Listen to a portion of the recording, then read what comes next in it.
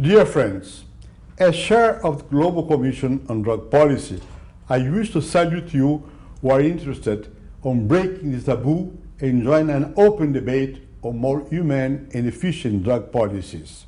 This is by all means a timely and important issue. Change is more needed than ever. I have dedicated a considerable part of my time and energy over the last 5 years to breaking the taboo and expanding the debate on drugs.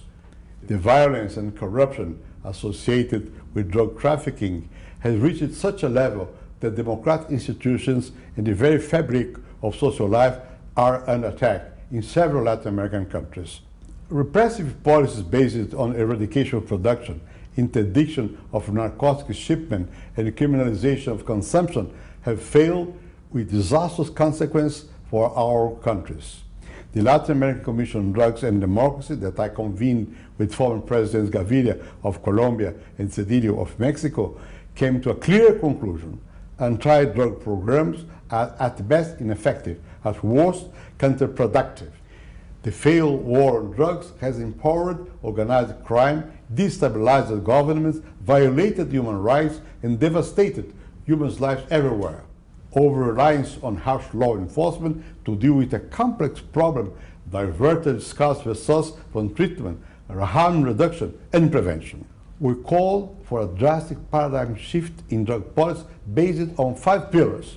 First, stop pretending that repressive drug laws alone protect the people. They do not and will not. Second, end the criminalization of people who use drugs but do not harm to others. People dependent on drugs should be treated as patients, not criminals.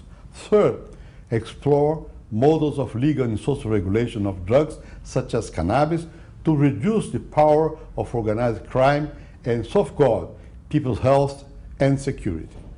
Fourth, invest in information and prevention to decriminalize drugs and reduce consumption. The anti-tobacco campaigns prove that cultural values and patterns of behavior can change if people are told the truth and encouraged to act responsibly. 5. Fight smarter. Redirect law enforcement to the fight against drug trafficking and organized crime. Now the discussion has been taken to the international level with the activities of the Global Commission on Drug Policy. In June 2011, that commission launched a report in New York reiterating that the primary measure of success in drug policy should be the reduction of the harm caused by drugs to people and society. Drug consumption did not increase in countries that stopped sending drug users to jail, while the levels of crime, violence, and social marginalization have decreased. We have much to learn from this experience that respect human rights, public health, and common sense. They are efficient and cost-effective. Given the obvious interrelations between illicit drugs and social and economic development, we said that families, schools, health specialists, and civil society leaders should be involved alongside law enforcement agencies. I would like to seize the moment to challenge global leaders and the global civil society to be more fully involved in search for humane and efficient drug policies. To access reliable data and get informed are essential to change perception of an issue clothed by fear, prejudice, and misconceptions. Measuring the human, social, and economic costs of that war on drugs confirms that we need to seek better policies. Let me conclude with a sense of urgency. The security situation has reached a critical level in Mexico and in Central America. Governance and development are directly threatened by drug trafficking in West Africa. Basic human rights are being violated by harsh law enforcement policies in Central and Southeast Asia. We are also concerned with the growing risk of a backlash in Europe.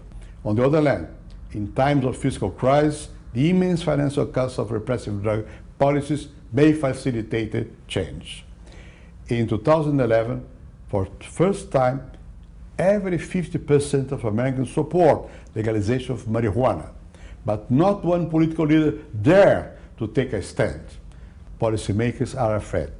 They are averse to risk and will not move unless pressured by an informed and empowered public opinion. My sense is that to enlarge the call for change, we must listen to the voice of the many people affected by the drug wars. We must reach out to the young. They are at the front lines. It is their future, if not their lives, that are at stake. The time to act is now. Thank you very much.